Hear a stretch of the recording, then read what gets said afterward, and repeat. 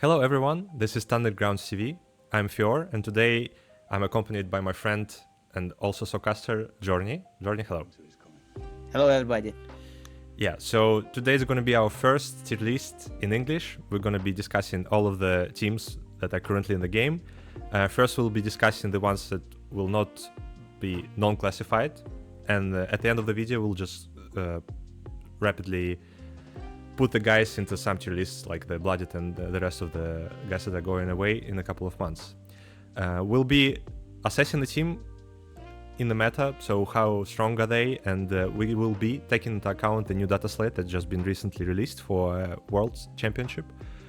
Okay, so first we need to start with what we think about the tiers. So we have 1, 2, 3, 4, 5 tiers right now, and S tier is going to be a very few amount of teams there. So S tier is a team that's probably one of the best in the games, and they definitely need some kind of nerf. They need to be nerfed in one way or another, and it's probably very hard to play against them. They don't have much hard to even matchups, and it's very easy to take this team, go into a tournament and win it, but it might not be easy to learn this team, so we should keep this in mind. Then the A tier will be the one where you still can win the tournament pretty reliably. You still have more of a good matchups than the bad ones, but you may struggle with other teams in this tier list and with the S tier. Then the B tier, B stands for balanced, so if you're in this tier, you can reliably score 3-1 in a 4-round tournament. You can even win some of those if you're very proficient with your team. And these teams, they probably don't need anything. They are pretty fine, so everyone above and below B tier should receive some kind of change, but if you're in the B tier, just be glad that you are not below. And then C tier, it's like it's an alright team. You can score 2-2 in a 4-round tournament, but those teams, they definitely need some kind of attunement, adjustments, and buffs to be playable on a competitive scene. And D tier is like, I'm not sure. Will we even have someone in the D tier, Journey? I feel like we will figure it out on the go. So Yeah, because no guarantees. No promises. guarantees. But yeah, if your team is in D tier, my apologies. It's like it's a very bad time to be alive. Situation. I guess. Yeah. Yeah. And let's hope it won't be for long. Yeah. Actually, two comments. First, don't want to be picky, but you said that we will be talking about non-classified kill teams. But actually, classified are kill teams which are not rotating. Yeah, it's so confusing. So just not to get it another way around. Yeah. Non-classified will be in the end, actually. Yes, the wording is so bad. Like you would think classified would be the ones who's gone, right? Totally agree. Yeah, because they are like classified. Nobody talking about them, I guess. All right. And another moment, the position of a team inside the tier will matter. Yeah, it matters. So if the team is closer to left, it's stronger. If the team is closer to right, it's weaker. Yeah, and we're talking here purely about the potential of a team. So it might be easy or hard to learn it, but if you put your time into it, you will be somewhere in this tier list that we're making right now. Yeah, like big competitive position, right? Yes. Whenever the most knowledgeable player playing the team on a maximum capacity. Correct. Pretty much. Yeah, and the way we'll be doing that, we're just going to be picking whatever we want, or one team by a time. First me, then Journey, and this way we'll be discussing. But I have the mouse today, so my word will be final. for time. Next time I'll get to him. Okay. And usually it's very conflicting. Yeah, so we will argue 100%, but yeah, just stay in touch. Okay, so right. I'm gonna start. I'm gonna start probably with the team that's been I really like it these days, and I've just recently discovered it for myself, and I've been enjoying it really much. And it's in a very weird position. I'm talking about Mandrakes. Wait. Don't forget to say the name out loud. Mandrakes. For guys who's listening. Okay, so Mandrakes, I've started playing this team, I don't know, like 2 months ago, and I think it's in a very good position right now. There are only few matchups that this team cannot handle well, and there are a bunch of matchups that this team is playing really good into. And the very weird thing about this team is that it's not been touched since the beginning of edition, I think, and every single other team been either buffed or nerfed. Budrex are still there, and there are a lot of things that might need a slight tune down in their kit. For example, All Blacks on the leader should probably work only on normals, like every other dice ignoring the game, but it's right now working on normals and crits. What else? It's all basically around Night Fiend, the leader. The activation, the aura, the aura is insane. It should work like once per model per turning point, so you cannot prohibit one guy from activating several times in a row. It's very oppressive and toxic, and that's pretty much it. Why I think they're good in the current meta and in the current kill team is because most of the maps are full of heavy terrain, so basically the core rule of this team is always in use. You barely ever would be outside of Shadow if you're playing this team properly, and it's a 9 model, 3 up in melee and fight, in melee and shooting, and 4 up in safe with full invul.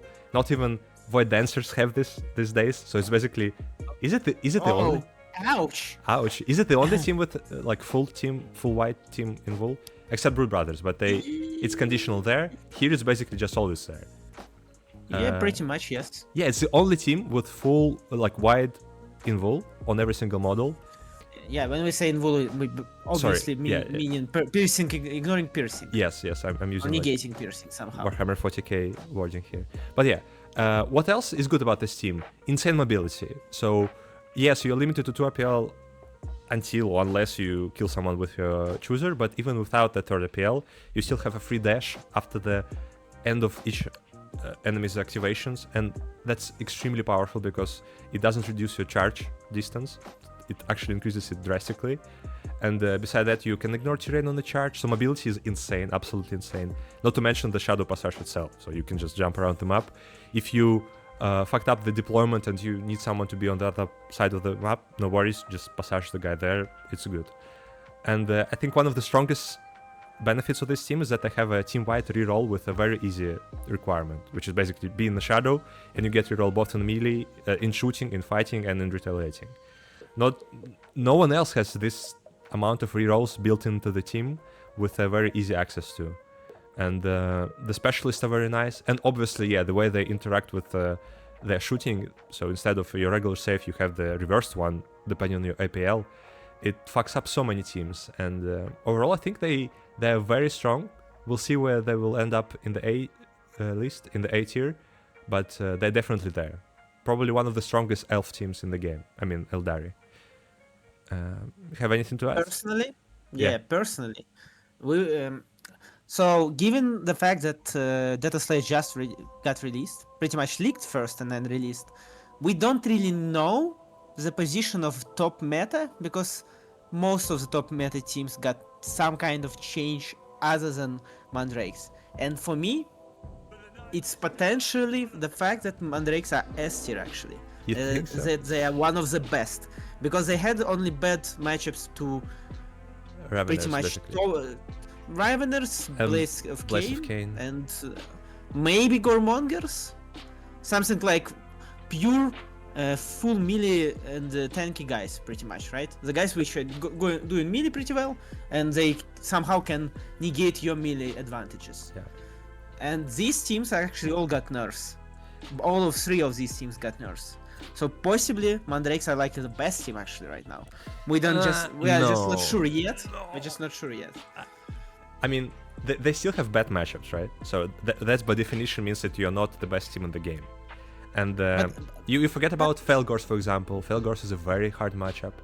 And do you think so? Yeah, obviously, because you're not benefiting from APL because they're all 7 or 5 plus anyway. 10 wounds is really hard to deal with Mandrakes. Except your warriors, your leader, and your chooser. You don't have any reliable way of dealing with those. And then you cannot even... I mean, you can finish them off easily from Frenzy, but getting into Frenzy is a big task in the first place. And they have one additional model, they have good mobility themselves. They can easily just suicide into you. They just charge fight, probably kill you. If not, they just become Frenzy, then they can do something else.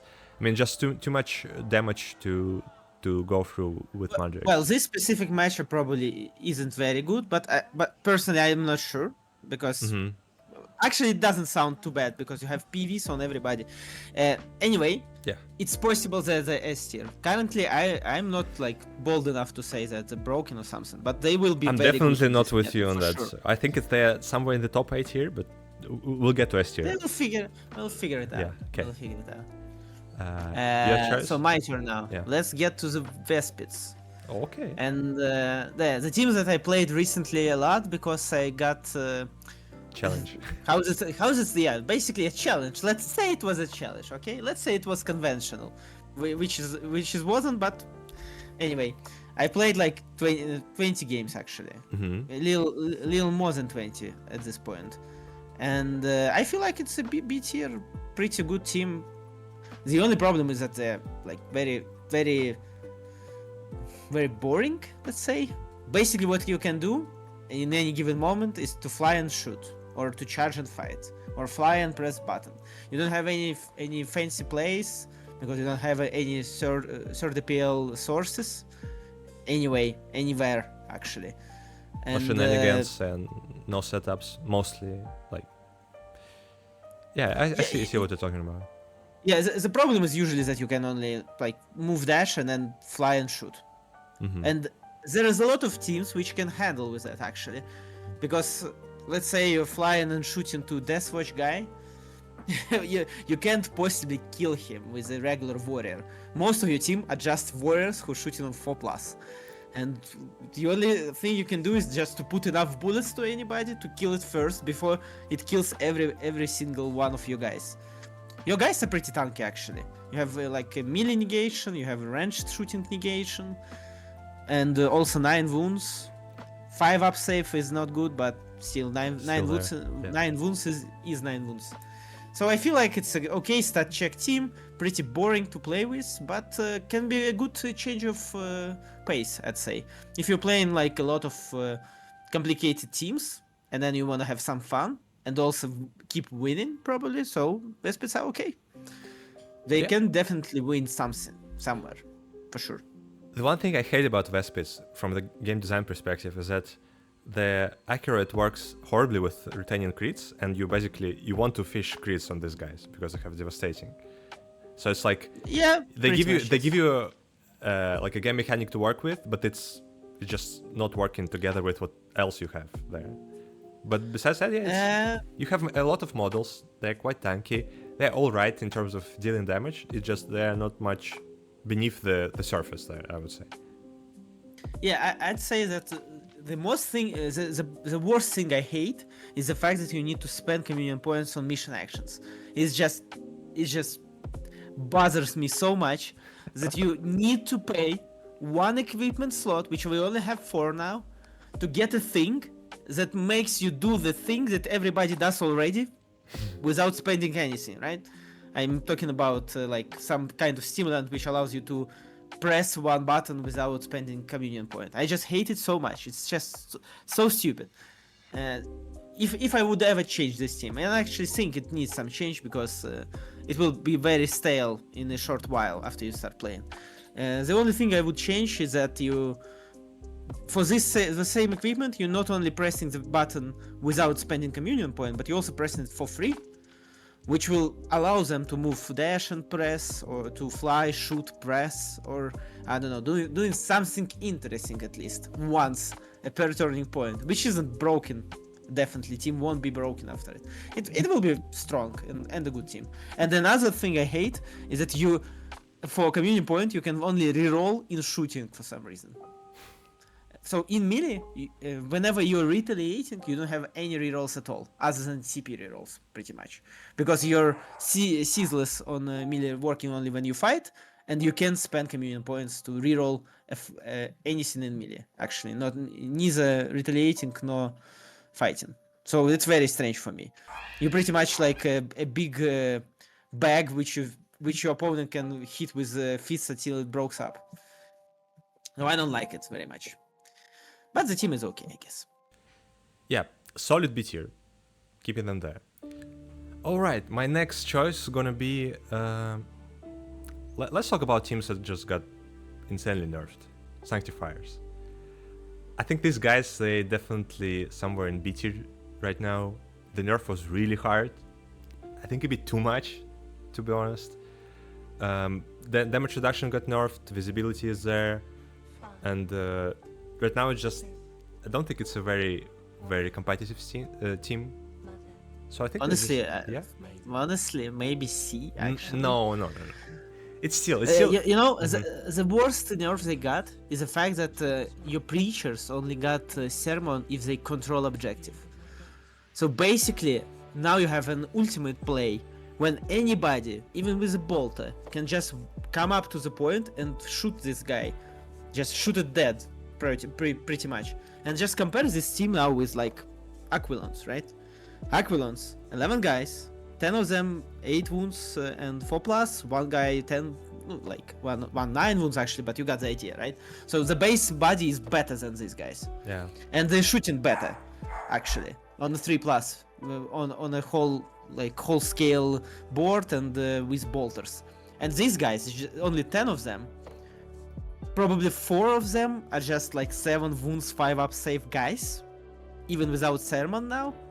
I don't know. I feel like this team nobody will ever play it. Actually, I feel like at this point they just got crushed and nobody will play them. We will never see them actually in the high-end tournaments for sure. So I guess it's C actually. I would like some of these changes to get reverted in the future because I don't feel like this team deserved it. They were pretty much broken at some moment, but in the beginning, definitely. But yeah, now it's it's not like so much 4 worse. years. Yeah. Right? They're not like 4 years broken like Arlequins, because I will never cry for Arlequins. No, we celebrate. We celebrate. But I feel bad for Sanctifiers for sure. I think I agree with you. Yeah, I'm thinking about that right now they also nerfed drastically the CP generation. CP generation with the equipment part, so you might not get even a single one in the game with that because it's 3d6 right now. I mean, it's still, there is a chance to get 1 CP, but previously it was almost guaranteed 2 or 3 in the game. But yeah, and keep in mind that you cannot use it in the first turn point, blah blah blah. Yeah, I think they're sitting somewhere in the C tier and waiting for something to be changed. I think the small reversion to what they were with just a slightly adjustment of the other kit would be alright, but right now I think they slightly lost their magic, I would say. There is not much sense. Magic. Yeah, magic. What you mean the imperial miracles? Imperial miracles. Yes, my bad. Sorry. From Excuse me, Emperor. Psychers. Yeah. So C tier. I think. Yeah. I think you changed my mind. Yeah, C tier. Okay. Okay, let's get going then. Let's say Angels of Death. Ooh, that's gonna be interesting. I actually have no idea how they would be feeling themselves in the future. I feel like it will be high B, just because it's a good balanced team right now. They're way more tanky than they were before, for sure. For no reason actually, because I don't feel like you need to. They were already tanky, quite tanky. So just think about it. They had Dula, right? Mm-hmm. This old Dula when you can double parry with a crit, let's say, or something like that, right? And now it was bad for melee teams, and we have a tendency in kill team to negate those things for melee team, because pretty much everybody who can screw you up on the melee, like pre-parry everywhere or damage negation in melee, something like that. Most of the things which were very very obnoxious for melee teams, they got nerfed, and Dueler included, right? So Angels of Death won't anti-melee any longer. But now they, for some reason, receive a buff when they can get themselves -1 damage on the first strike in retaliation, which helps against melee teams. Basically. And not just what's that, the logic here? I don't feel like I see the logic here, honestly. Hardy also gives you little 5 in defense dice, so in shooting. Yeah. So it's overall the survivability and durability of these guys went up a lot, I would say. And I'm just thinking about Captain being the guy with just a scratch, 15 wounds, little 5 up save with ignoring piercing. He has an ignoring piercing, right? The Halo thing. No longer. No longer. It's sorry, my bad. But still, it's like ignore. Pretty much just a scratch and ploy for free, which got buffed. Yeah, so just a scratch, 15 wounds. He's crazy in melee. Now he's having a damage reduction there and little 5 saves. That's a strong kit. Pretty tanky. Very tanky. Probably one of the tankiest leaders in the game overall, if not the tankiest one. I actually would say that this one probably the best leader in the game in terms of adaptability, of sustainability of damage. He can do anything. He can fight you in melee on 3+ with a power fist, 5 attacks. He can then shoot you with a plasma, just a plasma. Why not? And he'll be standing here, 15 damage, 15 wounds, just a scratch, 5 up little saves, Indomitus. So even if he fails 2 saves, he will get 1 back. Yeah. And then -1 damage in melee, right? That's pretty crazy. Yeah.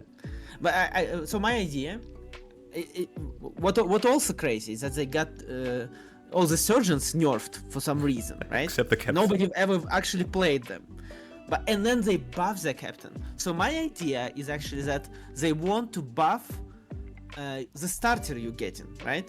You have like a starter, like your team starter. When you get this team, and you don't have any surgeons in here, right? You probably will buy additional miniatures to get a gunner and a grenadier, and that's pretty much it. You have a team. And they just buff this team, right? The starter team, which I think is a good idea in the end.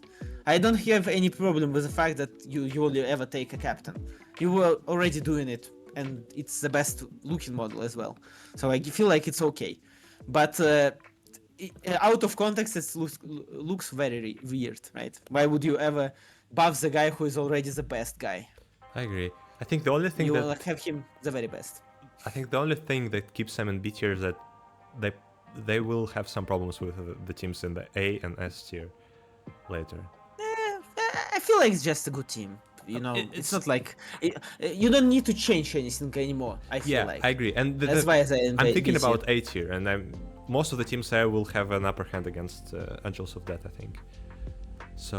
And also the logic of tiers is that A tier needs some change, right? You need to change it, to nerf something. I agree, yeah. Probably, or rework some things. But this team is alright as it is.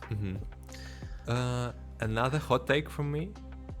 These guys, they jumped over their heads. I don't feel like it. These guys, he's talking about Rattlings team, and who, for anybody who is not watching, he's putting it in A team for some reason. So why would you ever nerf something in Rattlings? No. Look, in this particular case, I would say that the nerf might not be needed, or they might slightly adjust something. Like nerf in A tier is not necessary. It's just a position of a team where they have a bunch of good matchups and not much of bad matchups, and they will probably end up being somewhere in the lowest part of the A tier. But I think the buff was insane, absolutely bonkers these days. So they now can dash after each enemy activation, which means that they basically, and there is no requirements, you just do it in conceal and engage anywhere, and you basically they rewarded the dash that way that you don't have any like conditions. You had them previously. No. Sure. There weren't any conditions, except that you can only. They were for sure. No. Further than 3 for sure. I remember. You need to end further than 3 from opponent. That's for sure was here. I can double check it right now, but I feel like it should be here still. Yeah, I mean it's. But it's still a pretty good dash. Why would it matter, right? You just dash and that's it, pretty much. But it cannot end that move within 3 inches of enemy operative unless it's not visible to every enemy operative when it ends that move. Yeah, you're correct. I mean, it's a slight requirement. It's not a big one. It's not like from. It's alright. You can pretty much dash and shoot in 2 inches. That's the problem. But unless you're not visible. Only problem. Yeah. And you won't be doing it anyway. Yeah, you will be shooting across the board. Most of the times. I don't feel like if the guy is already within like 5 inches of you, he's probably in engage. So what they can do right now is that they effectively have 8 inches of movement every single small guy, and that increases their lethality drastically. Not to mention that they got an insane buff of the rations. It's one of the equipment options. Now you use it post factum after you roll the dice and you see that you need to increase the hit stat by 1, and you use it. So it's very good. You never waste it. You always use it just when you need it, and that makes the shooting extremely reliable. And not to mention that it is an extreme buff to the ratlings, the small guys, but the Ogrins were already super strong. It's 3 guys in 16 wounds, and I suggest you, if you try this team ever, just to play with the regular Ogrins. They are insanely powerful on the board. It's basically you have 3 Space Marines, like slightly nerfed Space Marines. In some ways they're even better because they have more wounds than the regular Space Marine. But you can give them 3 APL and they easily do in double kills with charge, fight, shoot. And that D3 mortals, D3 plus 1 mortals on a charge is a game changer. I mean, it was like this before the buff, but the buff touched the weaker part of the team, which were the ratlings themselves. Right now they are much more mobile, they can reach the points, they can reach the enemy, and you can play whatever you want anyway. You can play defensive, you can play offensive, and they also got a big buff with the latest approved ops. So with the new tech ops, they're doing a lot of things pretty easily. You have the guy who's flying around the map, he's scoring track enemy really nicely with no problems. The same guy scores Envoy if you want. Again, it's free to victory points most of the times.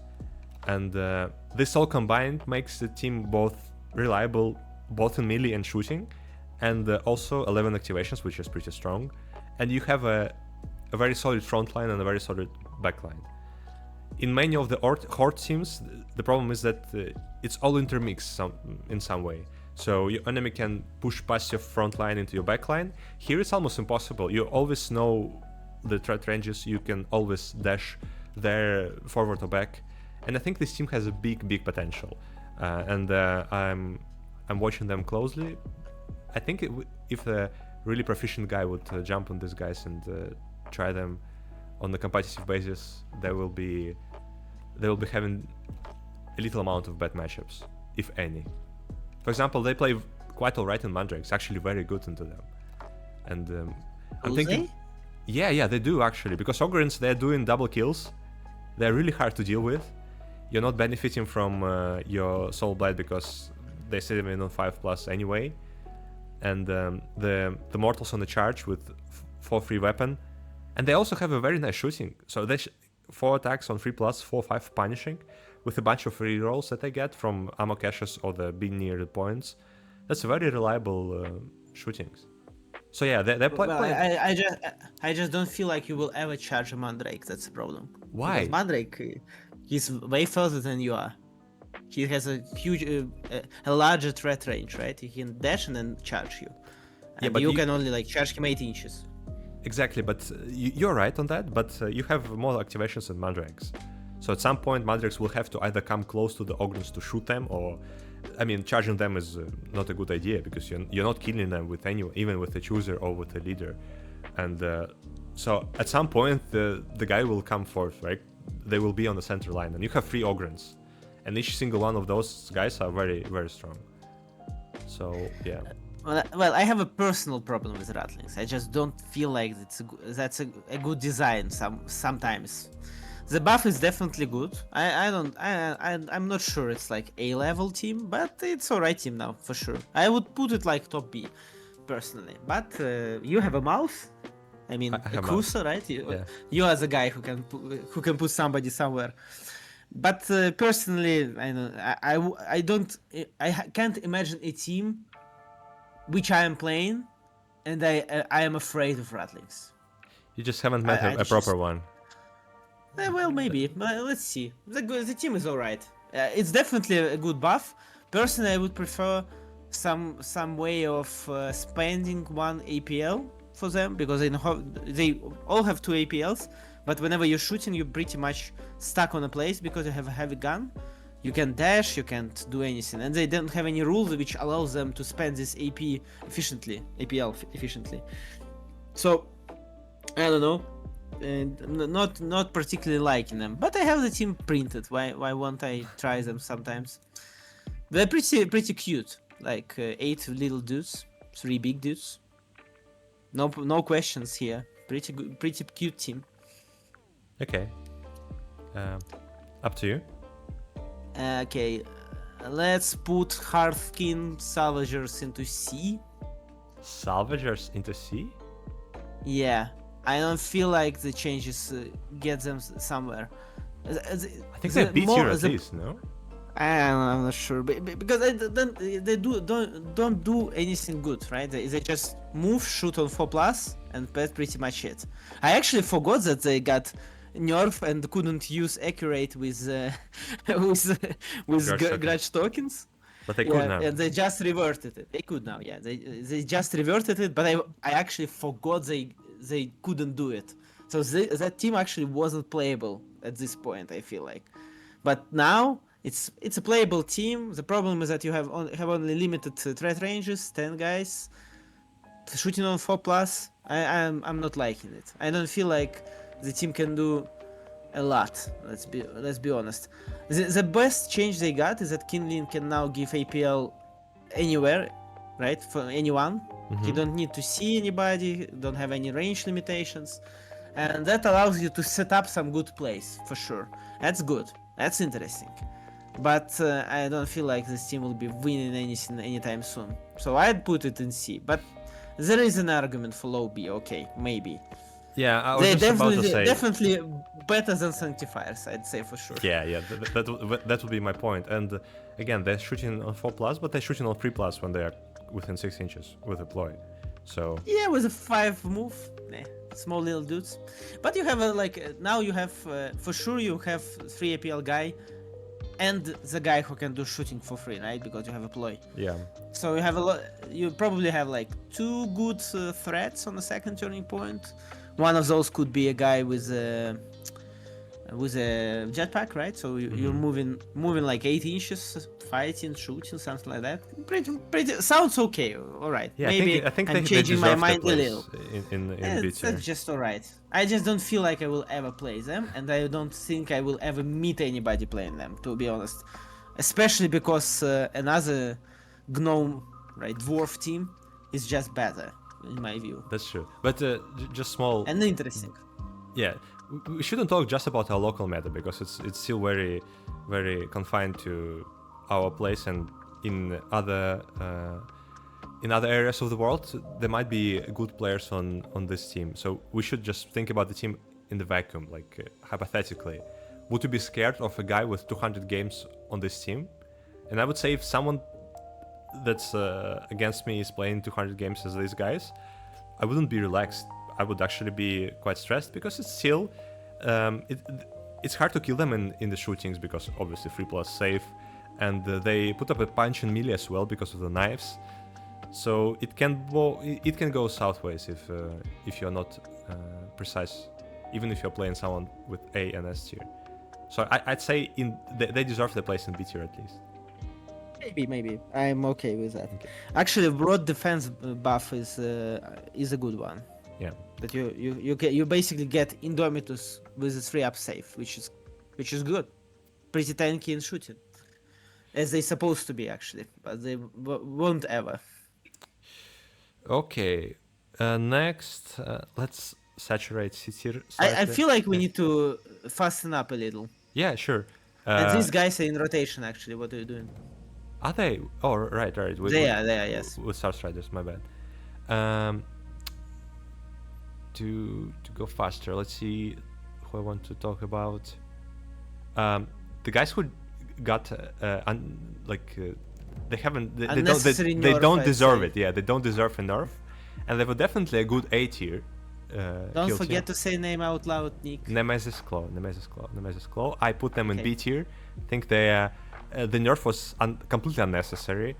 They were alright team, a good one even, capable of winning tournaments, but with the nerf to the Vox Scream. They probably still are. Yes, you think so? They probably can win tournaments for sure. Why not? Any team in B tier can win anything, honestly. Yeah, that's my point. Because winning tournament is pretty much a question of a lot of random possibilities happening all at once. That's true. So I feel like Nemesis is good against elites still, and yes, the worst, Vox Scream is Right. They match worse, but still good, right? You still out activate them. You still have like a possible at this point a possible 50-50 Vox Scream, right? So I feel like it's okay. I don't feel like the Vox Scream nerf was necessary for sure. 100%. Probably the mechanic itself is very obnoxious, but making it random No, it's not doesn't not do that bad. It's okay. It was alright. It was readable. You could anticipate it. You could be prepared for that. There is nothing toxic about this. And it's not that's a question of definition, right? Because some teams like Deathwatch don't like this idea, you know, that you can just deny an activation for them without any setup. Pretty much, I activate a guy, boop, I don't do it, which isn't great. I feel like so some conditions. I feel like just nerfing it to have visibility, right? So there is a condition now that you need to see the guy with somebody from Nemesis Claw team to even use Fox Scream. I feel like this one nerf would be enough as itself, but making it also random actually adds a little, feel bad moment for anybody. If you fail it, you feel bad. If you pass this roll, your opponent feels bad. And I don't feel like it's a good design, to be honest. Yeah, and why for me personally they're not in A tier is because A tier teams, they have to be reliable. So you cannot win a tournament if you're depending on your rolls. You have to have a very solid ways of dealing with things. And that was one of the reasons they were in the A tier. So just because you can point at the guy and he will be staying there for one activation, that's a very strong tool that you have. Right now, even if it's gonna be still proccing modern, it's not. It's a random thing, and with random things you cannot guarantee yourself a good move. So I'd put them in B tier, somewhere here. For now, we'll arrange it later probably. I feel like the about the same power level as the AOD, right? Angels of Death. I feel like they're on the same level pretty much. Okay. So it's a good position. We need to fasten up a little. Yeah, Nikita, yeah. Or we'll be here for a while. You as well. So I myself not. you're wasting time right now. Instead of picking the team, we need to get accustomed to English. Let's say about. Let's talk about Deathwatch. I feel like Deathwatch is B team. No. Just a B tier. Never. Oh, how I will feel it when I get the mouse myself. No, next time. Today you're not screwing up the meta because there no way. No, I feel like it's just B team. You're wrong. I feel like it's one of the worst elites. What? Okay, I'm glad you're not doing this. Just because of activations. It doesn't matter. Look, we have another 5. We have another 5 model team that were one of the best teams in the game. Activation isn't that big of a deal anymore in this edition. It was much bigger deal in the previous edition. It was much bigger deal before the new approved tops. But right now, with a mission change, with a tech op change, and they have a bunch of ways of overcoming their small activation count. For example, like double contract on every single guy is insanely strong, and with damage reduction, high health pool, and all other ways they can heal, they can ignore APL, blah blah blah. They have again so many small things that make this team work. And if even with the recent nerf, to the Demolisher, so now it's not, his ability is not stacking with a ploy. I don't think it's a big deal. Pretty much kills the guy actually. I feel like it just kills this particular guy for no reason. Not really. I mean, he's still strong against melee focused team. And you didn't really need the double nerf in most of cases anyway. So stay with me. Double negation, you mean? Double negation, yeah. Stay with me because it was locked on 3 minimum, right? So against most of melee weapons that have a 4 normal profile, it wasn't working anyway. So now it's pretty much the same most of the times. It usually worked against crits. It was double, right? But let's think about how much crits. So your 4-5 chopper is now 3-3 chopper, which is very bad. It was 3-3. Now it's 3-4, which is still not enough to kill this guy with 15 wounds and the heal. And this guy is still crazy in melee. So nothing really changed with this guy. He's still quite 4 up. What do you mean 4 up? 4 up to hit. Yeah, but it was the same. You just said that they killed him with this nerf. Yeah, because previously you could just take him to tank a lot, right? And I feel like now it's unreliable tank. You can take anybody else who will be tanking the same as he did, pretty Yeah, much. but The only reason if you ever need another melee guy, that's the only reason really.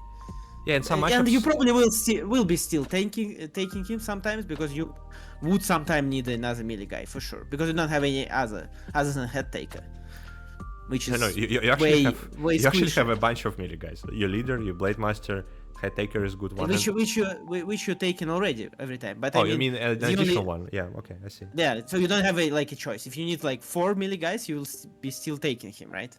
Probably if you have you need 3 guys, you'll probably still be taking So him to because speed things up, caretakers. this nerf wasn't Yeah, enough to bring them I down don't from feel 80. like I just don't feel they ever was in 80 to be honest with you, and I don't see it how it works this way. But again, I don't feel like I knew a team which specifically afraid of Deathwatch, other than Oh, maybe Canop Tech. you haven't played against a proper player on the Deathwatch. That's what I'm telling you. I played. I've seen a lot of games for sure. Like Yeah. I feel like I've seen 15 different games of Deathwatch. Yeah, and I I've just played. don't I've feel played at it. least 10. So I'm telling you from an experience and from theorizing about this with other competitive experience You've players. played 10 games with Deathwatch. Yeah, Alright. I played only. I played just 3 in the team tournament against those guys. Yeah. Keep this in mind. Okay. Anyway. Going further. I don't agree with it. Yeah. But you have a mouse, so what can I do? Noted, In the end? 8 tier, very strong team.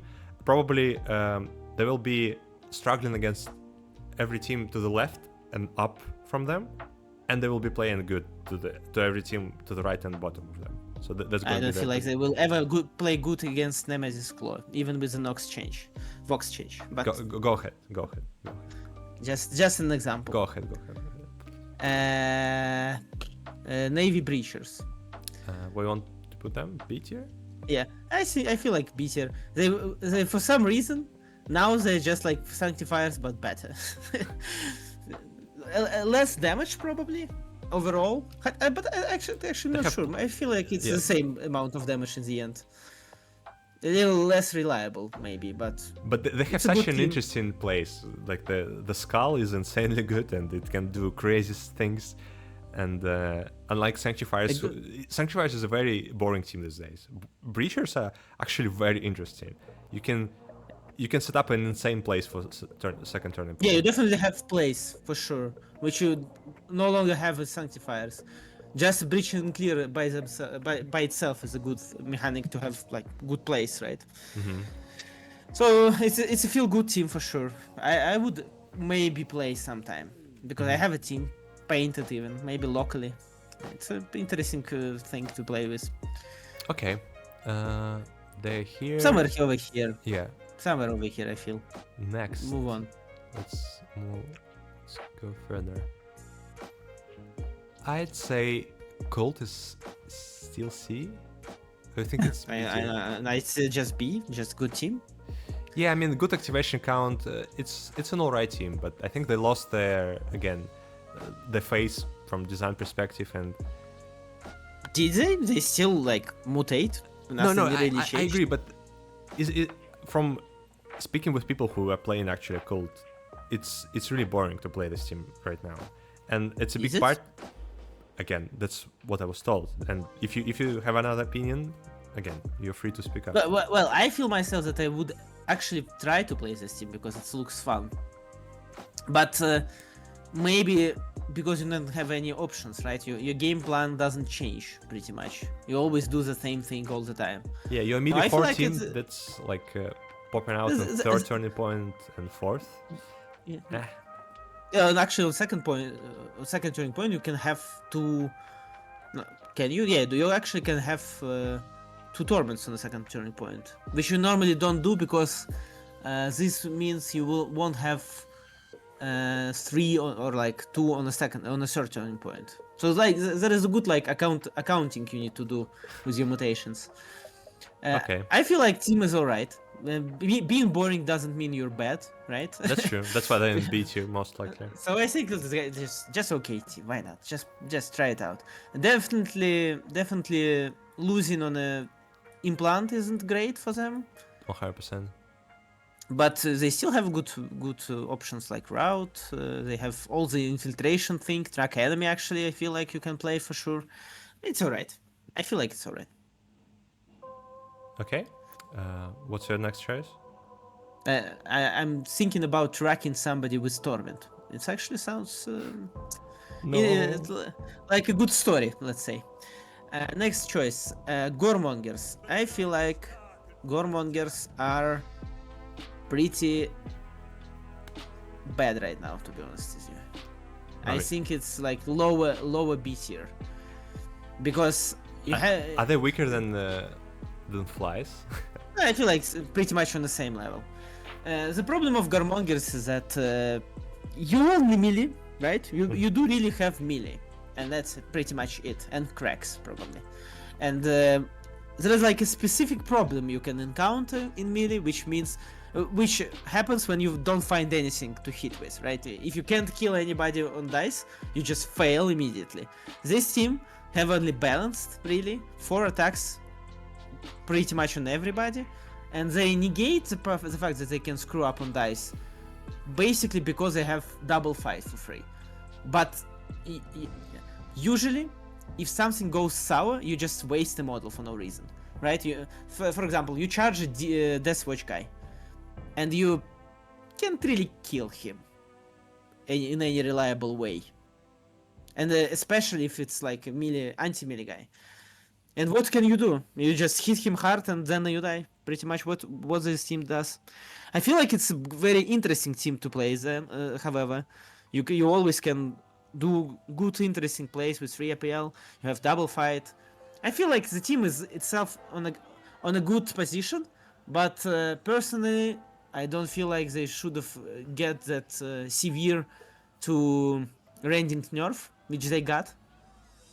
And I feel like this team is actually the one which, apart from Legionaries, which got beaten because of this a lot, because they have Ploy, which gives you severe, and rending on everybody, right? And this nerf feels very specific for them, for no reason actually. I felt it was a good idea to have such a design when you can always have two crits if you have 2 normals, right? But they nerfed it, and now the team isn't very reliable in my view. Yeah, and also they actually die very good in shooting, but sometimes, let's say, because they got heal nerfed a lot. The heal is nerfed, and the other big nerf is actually that they're reducing the melee damage to minimum of 2. Because what was previously happening is that you would deal 8 damage, which is maximum in one shooting, and then your regular guy, like on the horde team, which is hitting 2-3, would hit you with a normal for 1 damage and not kill you at all. And that actually happened to me a bunch of times. But now they're like, that's probably the exact reason why they got this particular nerf. And that with the heal nerf, with their other adjustments, I just don't feel they're very reliable. But they're very fun. I think unlike other teams that are around them, they're super fun to play as, but you have this very feels bad moments when you just screw, when you with your roll, and the guy will just die, and that's 1/8 of your team. And unlike other kill teams with 8 operatives, you don't have a way to get out of that. We'll get back to like Blades of Cain. You're also spending resources, right? Whenever a guy dies, you're not only losing a model, you also lost some kind of setup you've done for it. For example, you gave him additional gore bank or gore tanks, right? That's the word, gore tank, and then this guy just wasted all what he can do and dies. This happened for me. I've played quite few games on Goremongers because I feel like the team is very interesting to play and actually pretty okay. So you still can win on skill, but sometimes the matchup will go down to dice, and then you don't have any control over it. So the team is where it is now. Moving on. Actually, most of Horde's team have like 3-4 hatchets they can take or knives, but now they don't really need to take it. Yeah. Sometimes, which is interesting.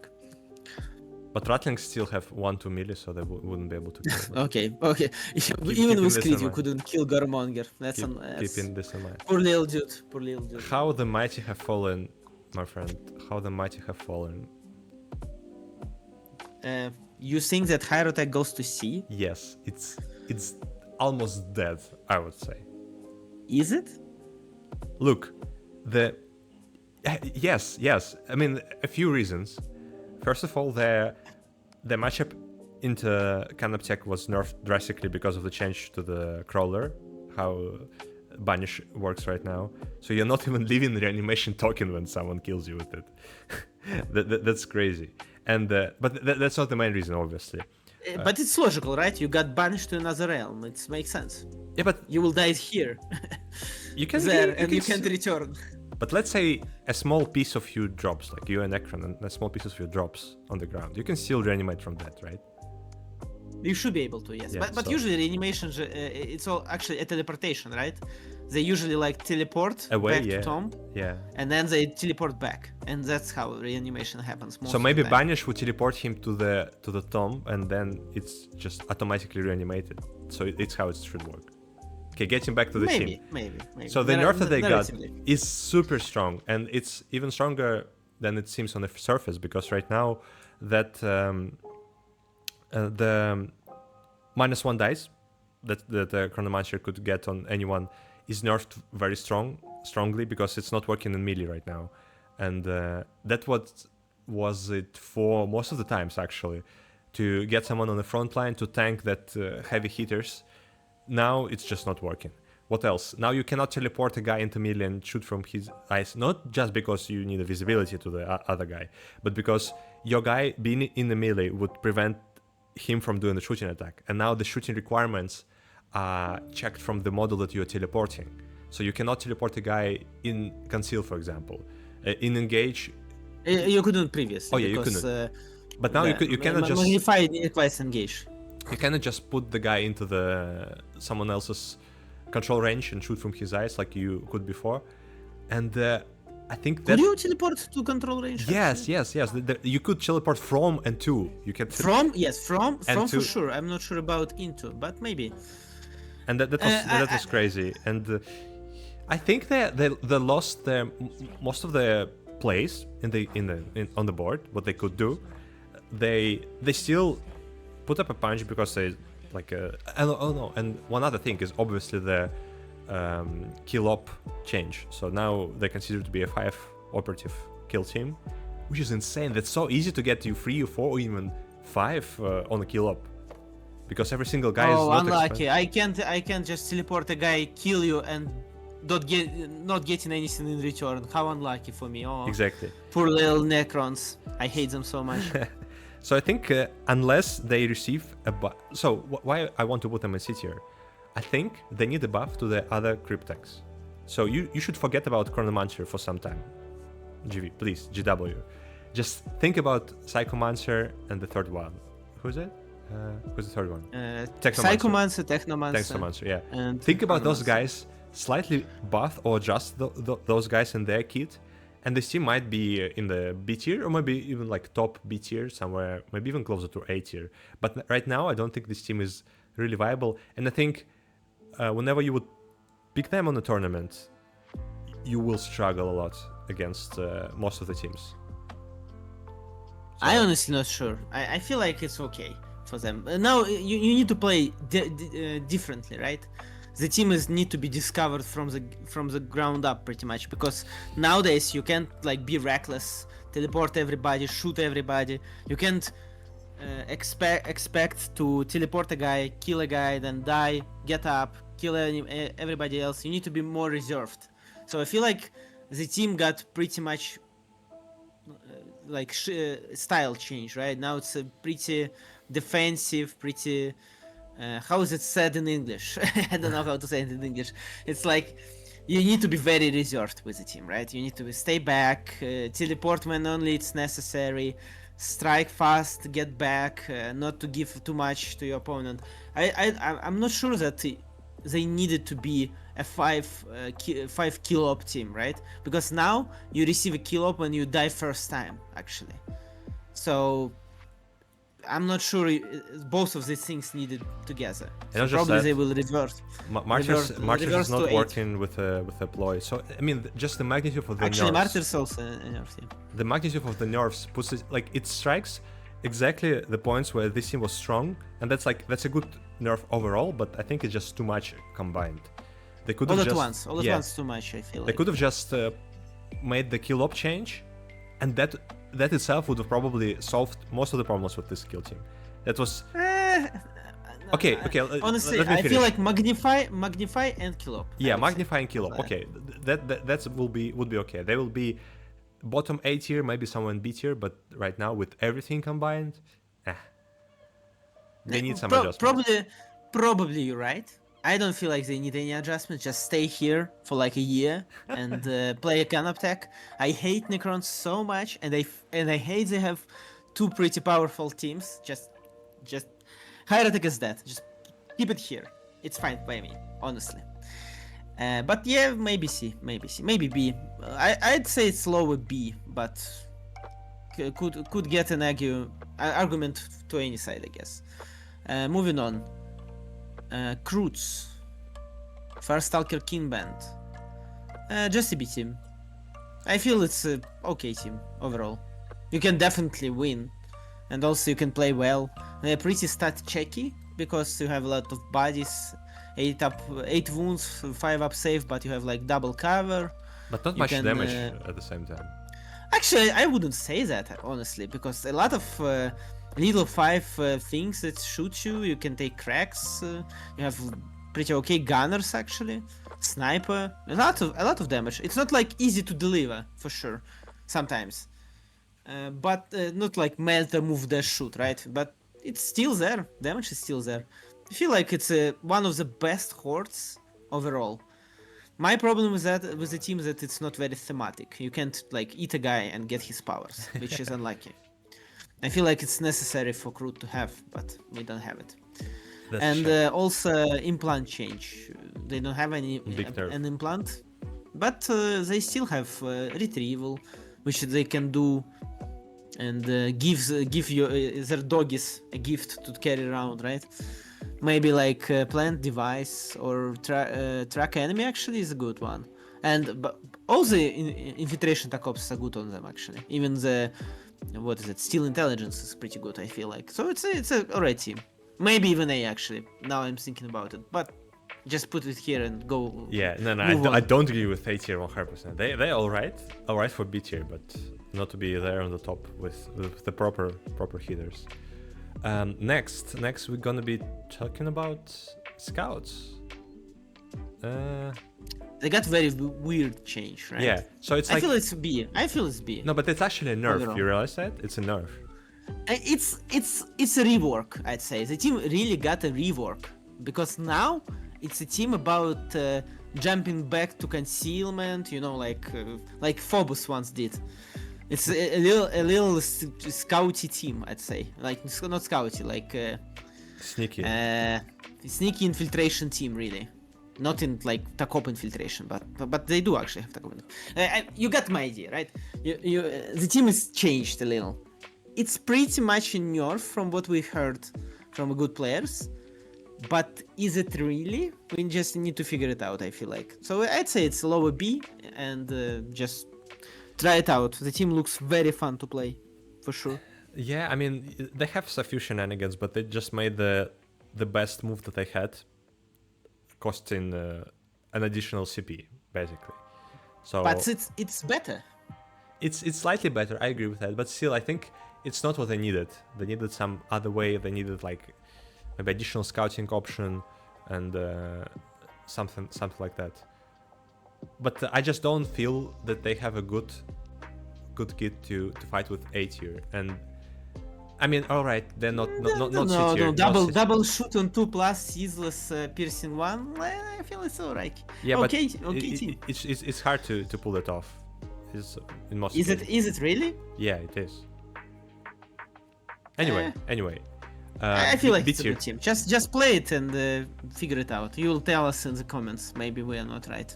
Yeah. No, we are always right. I'm right. Journey is like 50-50. And going back to Journey, by the way. Unless I have a mouse. If I have a mouse, then I'm 100% right all the time, obviously. Go ahead. It's my turn. Okay, Yeah. let's say Plug Marines. Plug Marines somewhere in B.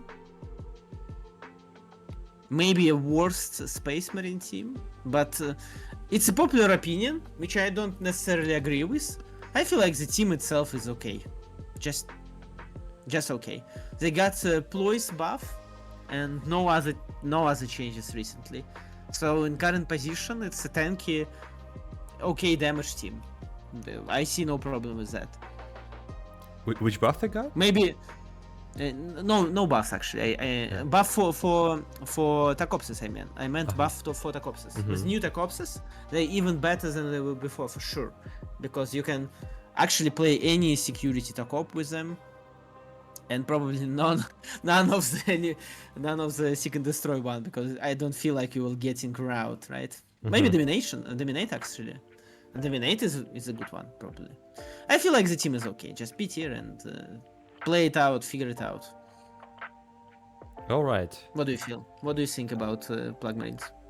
Yeah, I think I agree with them being somewhere here, probably being the weakest elite, and that actually shows us. I mean, we're not talking about.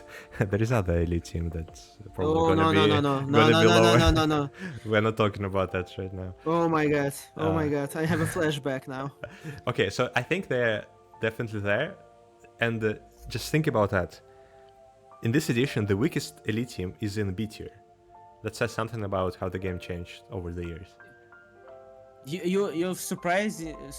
It's surprising for you after a year of this edition, actually. Still, you had a bad trauma with elites. Exactly. Yeah, they were so overbuffed in the beginning that they had to nerf every single one of those for a year, and the weakest one is still in B tier. Yeah. Actually, yes. Actually, every Space Marine team got nerfs, right? Yeah, but some of them got buffs as well. So it's. For Angels of Death, it went both ways. All right, next I'm gonna be talking about, I think, Jaegers. Jaegers go into A tier. A tier? You don't think I feel like it's just strong B team. Just as I think about Rattlings, actually. I feel like Jaegers just okay, pretty good team. They got a significant buff. They got a significant buff. They did. But it doesn't change the way team operate, right? It doesn't support any weaknesses they had. They're just more reliable than they were before in activations, which they do, which they actually, feel like they should have been reliable when you give them free APL, right? You should have an option to give APL on the go. It's how it's supposed to work. And I'm very surprised, actually. I didn't realize they had 0 tokens if there is only 2 of them left. So I feel like it's not significant buff, it's a good quality of life for sure, and the team operates well, but you still can struggle a lot because of low damage volume. They're not like very mobile, they're just okay. So my point and no implant actually. Team is okay. It's alright without implant. It's 10 guys that are very durable, they have a decent damage. Now you have a much more reliable ways of spending your resourceful tokens. And they are overall playing really nicely in the meta, I think. And after the rounds and rounds of nerfs to other teams, I think they climbed the meta not because they become stronger, but because every single one of their contra picks became weaker. And some of them really drastically. So I think they're really sitting there. Actually, 2 teams that jumped over there.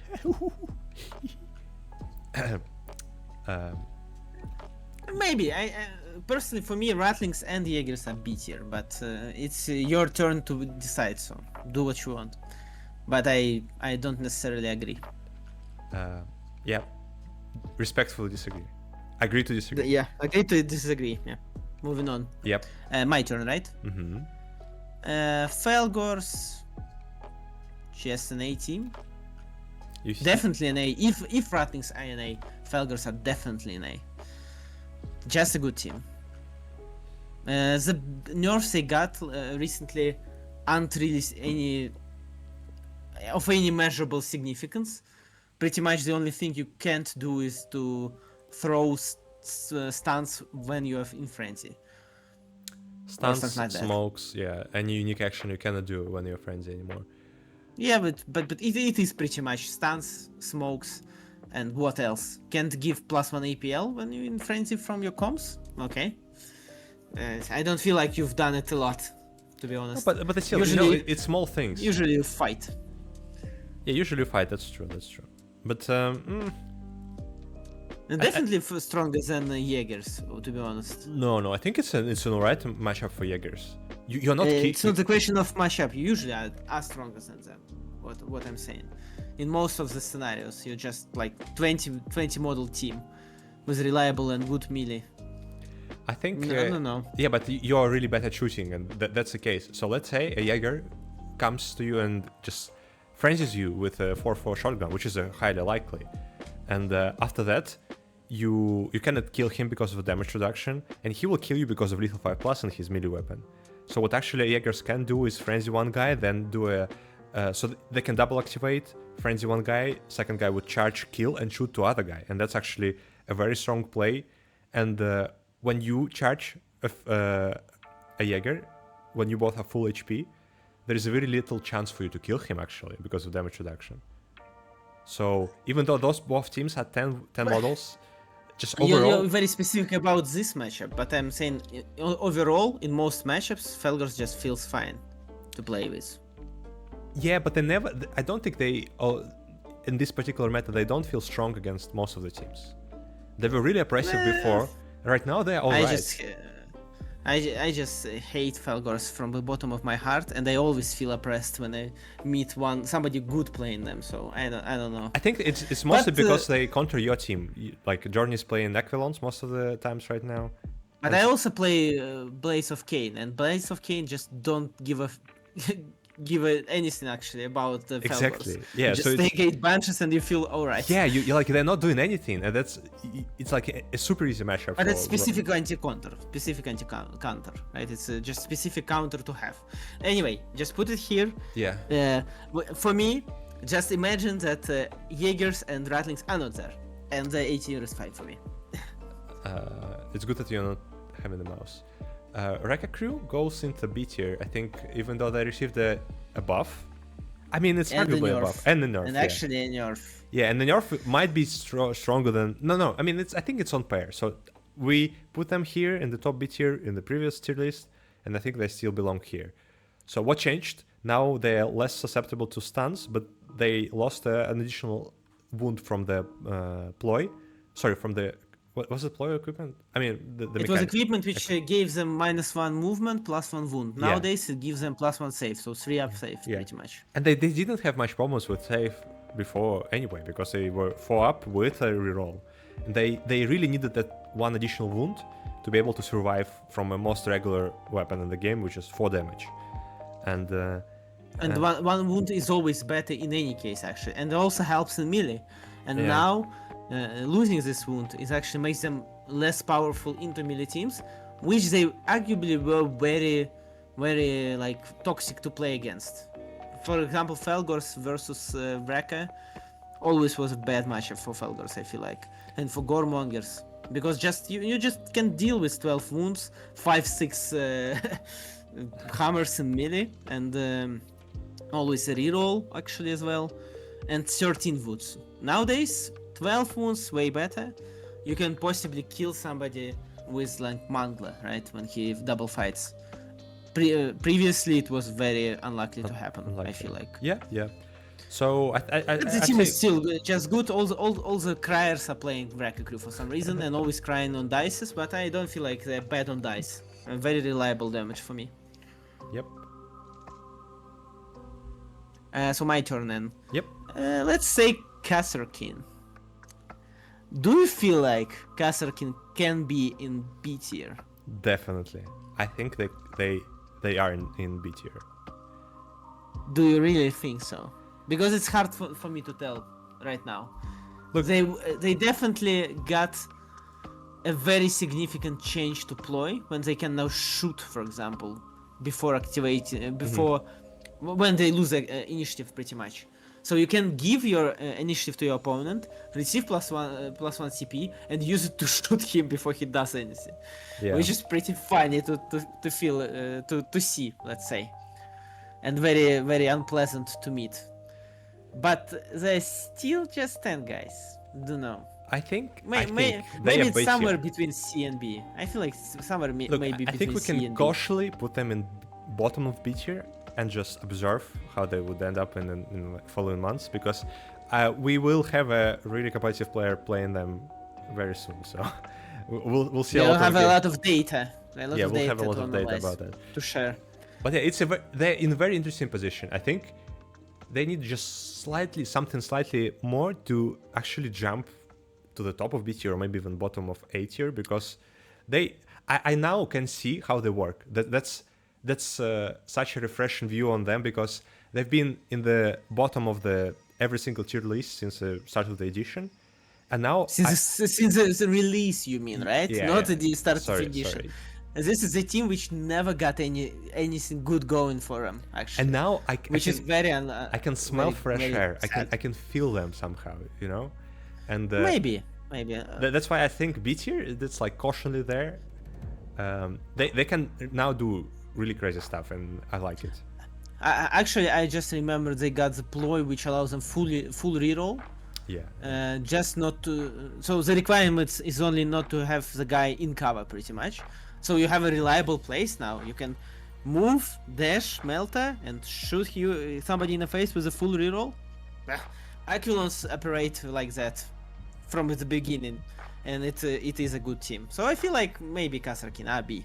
The only problem I have is that they have not very suitable set of tech ops that they can take, archetypes, because they have security and seek and destroy. But it feels like they should have recon. Maybe with the recon they could have been like middle or top B team for me. Yeah, I agree. I think Tech Ops is the weak part of the team. Weakness, yeah, for sure. Moving on. Your turn. I think the silent winners of this data slate. I think it's S. I think inquisitorial agents are S team. No, I think there is only one S. I think there is only one S tier. It's going to be only one S tier. But I would definitely put them in the top of A tier. So basically as close to S tier as possible. And Inquisition agents, silent horse. Inquisitorial agents. Sorry, yeah, we don't see many players playing this team, but the potential in our there. meta. In our meta. No, even in the international tournaments, I've been looking for the placings, the top cuts. I couldn't find a lot of these guys there, and not in the top even of the tournaments. But the potential is there. The team is insanely strong right now, and again, they became strong not because they received any buffs. They actually got significantly nerfed initially in the start of the edition, but because the rest of the teams got nerfs around them. So every single S tier and most of A tier got nerfs except Mandrakes, but they're actually playing pretty well into Mandrakes. And the selection of teams that you have, you don't have any restrictions anymore with your roster, so you can just bring everyone and tailor your team to your opponent specifically, not just his team, but also to your opponent as a person. That's also a big thing if you're playing in the stable meta. And there are a bunch of ways you can play this team. They're pretty reliable. They have powerful tools. Most of the tools are unnerfed, like Absolute Authority is still there, Denounce is there, Mystic buff is there, Kasarkin only 3+ are there, and overall, good Horde with insane access to all of the archetypes. So again, you play whatever you want. You can even play around with them if you're aggressive enough. So we'll see. They might be S tier, but I just need more data to put it there. I myself feel like they're definitely an S tier just because they have an insane control over the board. It's just unimaginative how good they are in delivering threats very reliably with the ceaseless possible additional rerolls they could have. What did you say, Sarah? Mystic buff. Yes, Mystic buff actually. That's a lot of reliable ways to deal damage. They have an ability to take Kasarkin, which has free up, and Comms, which gives +1 ATL to 2 different guys. And also any Takop you can take. You can play 12 activations if you needed to. I just don't see any weaknesses. Yeah. I just don't see any weaknesses. Actually, the only argument you can take is that they're not very mobile. But you don't really need to be mobile nowadays. In this edition, no. Most of the time. It's okay. Most of the time, move dash is what you can have. and you're still having it, and actually 2 of it in a turn, or maybe 4. So I feel like the team is very insanely strong, but nobody just plays them for no reason. I actually feel like I wanna play them myself, and it's very unusual for me because I not only don't really like a look of a team, I like a theme. The theme is very interesting for me, like inquisitorial guys. But the models, the agents themselves are not very good for me personally, for my taste, and I don't really ever play S team myself. I just don't like playing very strong teams. But this time I feel like I could try it out because I'm just interested. Why not nobody playing them?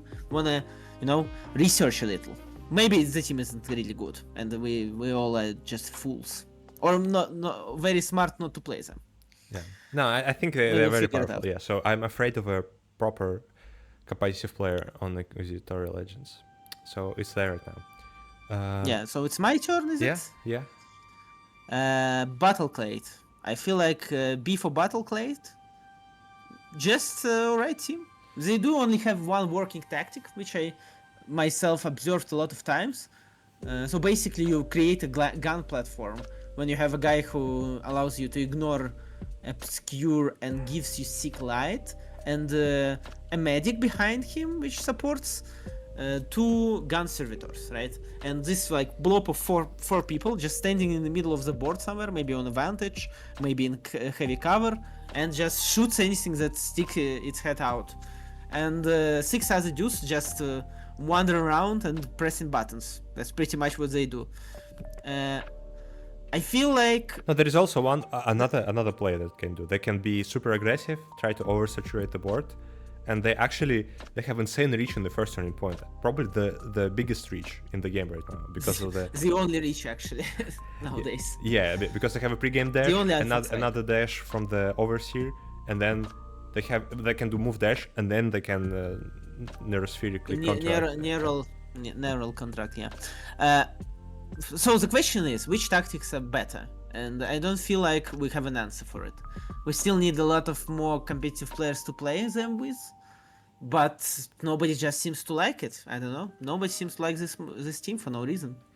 I think the problem with this team is that whatever play requires a big setup that spans through several activations is by its nature is not a very strong play. Just because you give your opponent a chance to respond, right?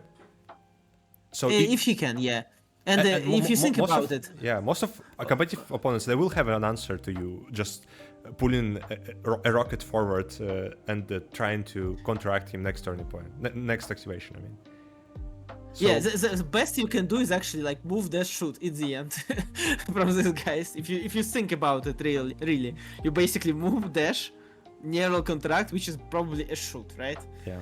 So is it a really good play? It's alright, I feel like. But they have a big stats, but they only 10 guys. So again, probably they need they could have been 11 model skill team. Do they?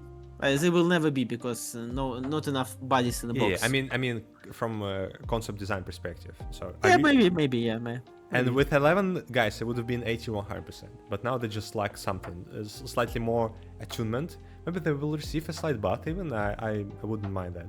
They're alright team though. They can stay here. They feel alright in the meta. They have a good matchups. I mean, into Mandrakes they've played alright, for example. But yeah, they will struggle against a team that will just lock them in middle. Raveners for sure. Yeah, and Raveners as well. Okay. B for Battleclades, and spoke about Raveners. Let's put them. I think we just dethroned the Raveners from S tier with the nerf. And they still S tier. No. 100%. Because the mechanic itself is very strong still. But now you need a proper setup to play the game. Wow, shocking, I know. Yeah, you actually have to have a guys on the board to do that. Wow. What? So I need like to have a threat? No, but jokes which aside, my opponent can interact with? Jokes aside, it's a very strong nerf, and I think it dealt with with the biggest problem that we had against this team, and is that the turning point 3 and 4 were absolutely insane for these guys. You could just get out for deploy, double fight, and then get up into the ground for free, scoring you dominate, scoring you endgame tack up, and you would just, I don't know, bury up as a contract in the deployment zone completely safe. Now it's not possible. Now you have to actually have guys on the board to be able to use a ploy for borrowing. It still can you save a person, save a Ravener, but you can no longer be extremely aggressive with that for free. And I think that's actually a very, very strong nerf. And they're still insanely powerful team. They still they have an answer to almost anything that you can put on the board, and almost against any team they have an upper hand. But they're not S tier anymore, I would say. That. Maybe. It's a question of definition in reality. No, I'm just saying that against Mandrakes, it's much more of an even matchup. Against Inquisitorial Agents, it's an even matchup, I would say, like, period. Against... I actually would say that strong against Inquisitorial Agents. Yeah, exactly. Yeah, and Horse in general. Yeah, and I think they're even not that good against Deathwatch anymore. For the same reason. The same reason you cannot... Maybe. You could have just... Previously, you could just borrow up, fight twice, kill a guy, which is like a whole kill up, blah, blah, blah, and just borrow up again. And that was the plan. Borrow down, sorry, yeah. Borrow up on the vantage. And now they cannot do that, and that's a big nerf. So A tier, still extremely powerful team, still super good playing with Dominate in most of cases, or like... I mean, Dominate is probably... Or track enemy. Yeah, but Dominate is just very easily done with them, just because they can be safe underground. If you have targets. Most of the games you will have targets eventually. The good thing about Dominate, you don't have to score at turning point 2. So when your tunnel is not at the enemy's face, you don't have to do anything, right? And third turning point... No pressure on you, for sure. Exactly. So yeah, it's a very easy team. It was a very easy team to set up and score. Now it's slightly harder. Hence A tier. And a very forgiving team to play, because you have like 10 CP turning point 3 or something like that. Like 8 at least. Yeah. And when you have an 8 CP to spend on rerolls, well, you are a reliable and a good team.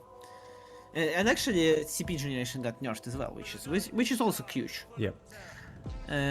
So Brood Brothers maybe next, and I feel like it's just an A team, somewhere between Inquisitorial and Mandrakes maybe. You think that high? Something like that?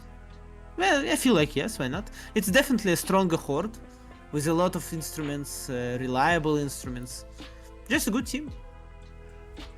But just a good team belongs to B tier, not an A tier. And do you feel like it's a B team? I think they'll... No, I don't think they're B tier. They're definitely stronger than Ratlings, right? I wouldn't say so at this point. I wouldn't say so. Well, I would say that I believe you because you've played Brood Brothers. But I feel like you just have a taste for small people currently. For some reason. You just feel like you want to play little dudes. And I can't blame you. But don't judge me. Don't judge. Yeah, just don't lose your head on them. Okay. I feel like Brood Brothers are okay. Just a good team. In A tier for sure, because they have a lot of instruments. They can play a lot of different tac opses and play them well. Mm-hmm.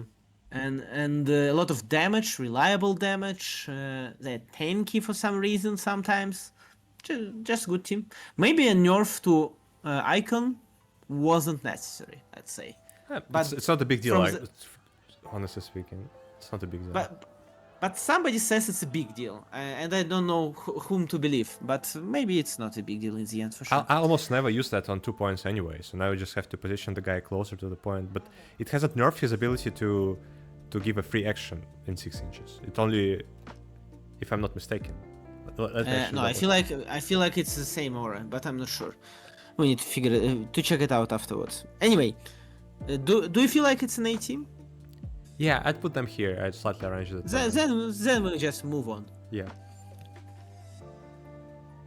Your choice. My choice. Teams that got a proper buff actually. It's a reverse of a nerf, I'd say. Yeah, and actually an additional buff to the Crimson Duelist. Okay, yeah, somewhat, yeah. I'd say they're not up in the A tier. No, not really, but they actually... Yeah, we're talking about Hand of the Archon. Yes, just, sorry. Say it out loud whenever we... Hand of the Archons, I put them in B tier, in the upper part of the B tier. I think they're all right team. They're quite good right now. Reliable, better chances to fight against elites, and actually horse because of the double fight for the creeps and duelist. And overall, I'd give them a try if you're interested in the thematics. They work pretty good right now. Yeah, I feel like it's a good team. Actually, thinking about it now, you can double fight with duelist and disable scoring for two different other dudes. Yeah, which exactly. Which is pretty insane against hordes. You should never give her an ability to double fight for sure. Yeah. Moving on, Exaction Squad. I feel like it's a B team, and it's a pretty good one, high up. An interesting buff, I'd say, a pretty good buff, a reverse of a nerf and a buff, which pretty much the same that Archon had actually. And the team is great, and feels good to play. Nowadays, Exaction Squad have a lot of little 5 actually, for some reason. Yeah. They have like multiple built-in and also an ability to give anybody a 5-up with punishing. So their combo and stacking modifiers are back on track. You can play it nowadays, which you couldn't before because Severe didn't work with the punishing anymore. I'm cautiously thinking about this team and thinking about they might be even A tier, to be honest. I don't feel like it's look just a good team. From a mathematically wise, Lethal 5 plus punishing is much more powerful than Severe plus punishing before. Just because yes. Just because with the volume of dice, look, they have a built-in reroll basically almost all of the times. Like it's not hard to get a reroll on them in shooting. So you have 5 dice with Lethal 5 up. It's like 90-ish% to find the crit, which is very reliable. And with that, you're also getting a punishing, but you have a chance to get several crits. You have a chance to get more crits in with that, and that's really powerful as well. And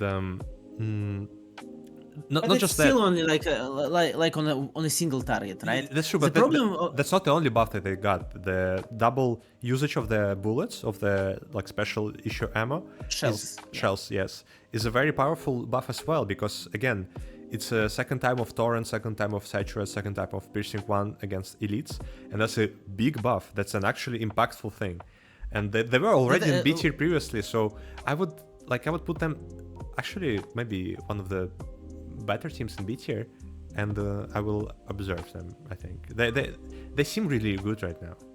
They had a problem with teams like Deathwatch, which just sticks on your face, and you just need to start check them. And now they got a buff specifically versus Deathwatch, which is okay. I feel like exactly. They should have it. It's just a good B team, no problems with that. Your turn, I guess. My turn. Okay, let's kill the suspense. Yeah, I think that's the right word. I don't feel like there was any suspense, honestly. So yeah, Canaptech Circle is the best team in the game, the easiest team to win the tournament with, and the team that has a good matchup against. I think at least they have 55-45%, at least, and in many other cases it's absurdly unbalanced against them. Even though they received the alright nerf, it doesn't change big things. They're still super reliable, super tanky, with insane control of their board, and you just simply cannot push their part of the board while they're standing on the matrix. And yeah, right now Geomancer cannot get 4th APL, but that's not a big deal. It just it frees up an additional equipment slot because they wouldn't take the one that would make him an Obelisk Knot, and they would just take something else. And nerf for the heal is an alright one, but they actually received the buff for the banish special rule, which is funny. And then that's actually not like a buff. It should have been working like that from the beginning. I mean, maybe it's a blue text, not a pink maybe, text. but in reality, it's a very very strong change. Yeah. In specific matchups, which actually was good matchups for them already, I feel like. So maybe not as well. Higher Attack was a bad matchup for them, but Higher Attack got it. So yeah, I feel like the team is definitely S. But honestly, I'm alright with this meta. But nowadays, we a lot finished. of people. We haven't finished. We haven't, but I mean, I am okay with having Canaptech the only S tier, right? Because previously it was like Ravenous, Canoptech, and Higher Attack Circle. And somewhere near here was lingering like Inquisitorial Agents or Brood Brothers or something, and it was very obnoxious to play against all these teams. Now you really only you only really feel bad to play against Canoptech, and you still can play, right? You have like an ability to win the game against them for sure. So we will see. They will definitely get some nerfs. The most probable is accurate 2 down to accurate 1 or something like that on the Matrix. Maybe damage reduction on normals versus melee teams, something like that. I would think that accurate 2 becoming accurate 1 and sizzles becoming balanced. Ouch! No, Ouch. that would just put them in A tier. That's it. Probably like. Is it? Yeah. They will still be super tanky, quite reliable, but not to the absurd point that like on 5+ you get like on average 3 normals. That should be like this. Even if it's a theme of the kill team, it's just too oppressive. Maybe. No, I don't know. There will be definitely nerfs coming for sure, because the team and the fact that we got nerfs this time is actually very surprising, because the team just got released, and usually there is no changes to the team which got released last 3 months, right? True. So it's great we have this. I'll take that for sure. The team itself is very strong, but I don't feel like you always lose. You still can win for sure. Yeah. What is strange is what I heard that in English, like in US and European metas, you can score martyrs from expandable models for some reason. On LVO, for example, that was the case for sure. And with martyrs on expandable models, they're way stronger. Just because of that. But even without martyrs, they still have another TAC ops they can play. Yeah. So maybe we can expect some changes to martyrs. Okay. So my turn, right? And we only left 2 of my teams to discuss. Let's put Blades of Cain in A. Definitely higher than Mandrakes, I'd say. Yeah. I feel like even after the nerf. Yeah, I don't necessarily think the nerfs are very bad for them. Actually, I would say that stun nerf, like the scream nerf, is a good idea overall, because I don't feel good about playing something with minus APL mechanic, right? I don't feel like stun is a great mechanic to play with, usually. So it's a K nerf for me. I won't use it anywhere other than ITD anyway, so why not? And another change, which is you can no longer kill and then dash and do something else, is actually a very strong nerf for mono banshees, as well as Scream actually. Scream is actually also a nerf for mono banshees. But you know what, Nick? I feel like mono banshees is a bad choice nowadays. What? I lived through my banshee addiction. I only ever played banshees really, but now I feel like these girls need a strong male hand, let's say. So I would rather have like 6 Banshees and 2 Dire Avengers, something like that. Maybe a Scorpion leader because of the Biting Blade. And I feel like it's just a good team now. And you can experiment, you can discover, you can research while playing. The team is just great and feels good to play. So I think overall no problems with that. Yeah, I agree 100% with you that it's a very strong team at the upper layers of A tier. I think what plays in their hand is that it's a very nice game composition overall for 8 model with 7-inch movement, 3 APL kill team. So overall, you mean the game like itself? Yeah, the flow of the game. Yes, the concept of the new edition of the current one that we're playing. It's I think these type of teams can abuse it in a good way, in the better ways than other teams can do that.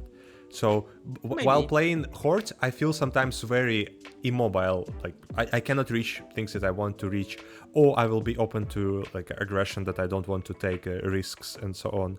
And with elites, it's the same. If you're opening up, you can lose 1/5 of your team easily on a high roll. With Banshees, I mean with Blades of Cain, but Banshees in particular, you are really like you can do whatever you want. You can oversaturate the board with threats if you want. You can, on the other hand, play super defensively and just, I don't know, defensively picking up Scout enemy movements. scout scout enemy movements. I mean, that's A new meta incoming. New Oh my meta God. incoming. yeah. Mono Scorpions. But the volume of defensive abilities that you have makes it really hard for your opponent to punish you, even if you're like exposed. So you have just a scratch, you have pre-parry, and you have you can forbid Contempt, rerolls. obviously. Yes, obviously. Yeah. You can force your opponent to not reroll when he rolls badly. And when you are activated, your bunches are reducing the hit stat of your opponent by 1, and you still have a pre-parry if you need that. And with Ceaseless on Free Plus, it's a very reliable fight. And what else? It just I think it feels good. I feel like you explaining the team for a little too long than needed. The No, team is I'm just great. All the instruments are good. You're mobile. You're deadly. You're sometimes tanky. You have good tac ops choice. You basically can get any tac ops if you want. Just a great team. And I suppose we could move on. Yeah. And what would you put Aquilons, your second team? Honestly, this is the team I've played the most.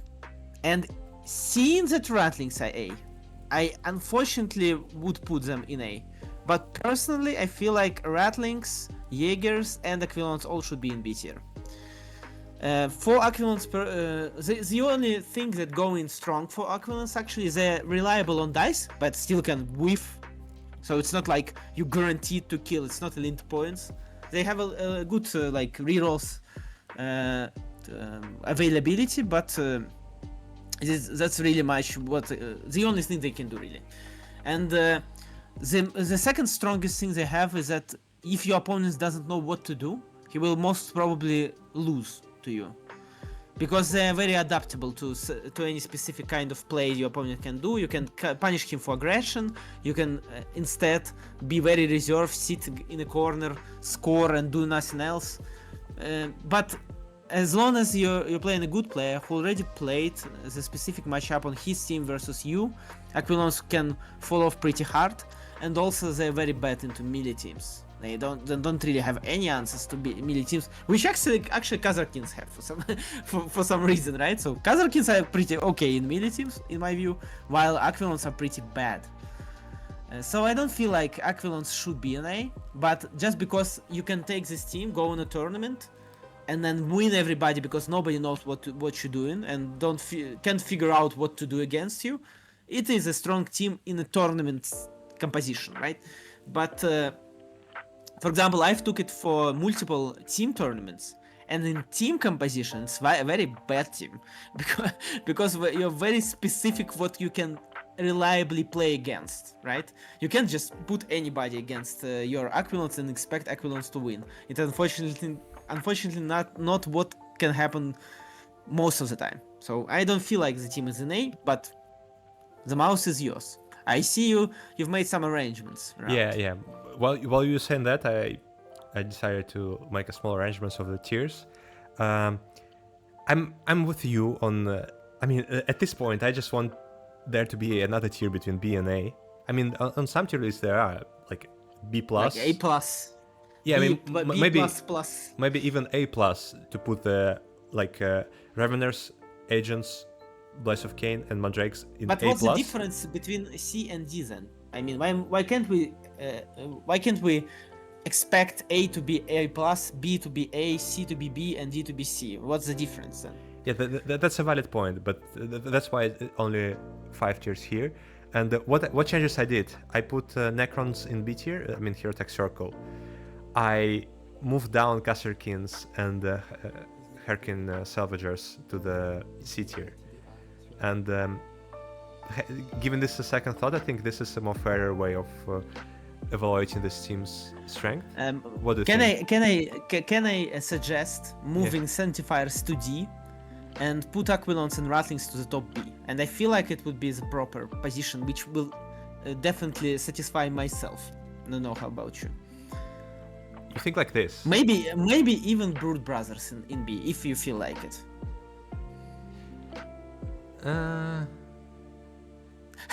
To be honest with you, just to be completely honest, I would have put everything before the Mandrakes, I would put in B and be done with it. To be honest, Deathwatch in B and Felgors in B, and I feel like this is how it should be looking. Maybe Necron Steel should be in C this way, right? Because they were before, and that's pretty maybe much. Scouts as well then. Then it's a perfect picture you want. Yeah. To Oh my god, this is. to have. Oh, Yeah. I like it. It's so good. Yeah, it's Symmetric. It's perfect. Symmetrical. It's perfect. Every last bit of it. Yeah, probably. I don't know. Maybe Scouts are better than Vespids, but I don't have enough experience to judge. Would you be fine with this then? It's, in C, Vespids in C. I don't feel like Vespids are in C. So just put a Scouts here, and you tell me. They did really got somewhat of a nerf, right? In the end, so maybe they are in C. But just a caveat to have that probably there is a little difference between lowest of B and lowest and the highest of C, something like that. Yeah, there is a very small These difference. teams are pretty much on the same level, while Sanctifiers are just shit, and you don't want to play them. Yeah, unfortunately, for the players on this team, I agree with that. That's insane. From A to D, that's. Oof. Is it the worst? Ouch. From S to D. If you think about it. Is it the worst drop we've ever gotten? Is it the worst like? No, I feel like Pathfinders in last edition got like from S to non-existent, Yeah. and then back to A, and then back to non-existence, something like that, which is funny and unfortunate. Okay, Blitz. Just put everybody else in somewhere, and then we briefly discuss, like 30 seconds on each team. Okay. A couple of sentences. Garpox, C tier. There is the nerf for some reasons. Don't think it's a very good team in the current meta, and overall. I feel like they're better overall because you can play Martyrs, and Martyrs are very good on them. But other than that, just start checking Melee Horde. Yeah, I don't feel like they're very good, but okay team. Then Star Striders. I feel like it's a B team, somewhere in the top B. A lot of damage, quite okay scoring. They got actually worse because they lost beacons, which they had. But now you can play something like Retrieval, which you can do. It's alright team. A lot of damage. A bit unreliable sometimes, but yeah, it's fun, you know? It's finally fun again to just shoot somebody and don't care about the circumstance. Yours?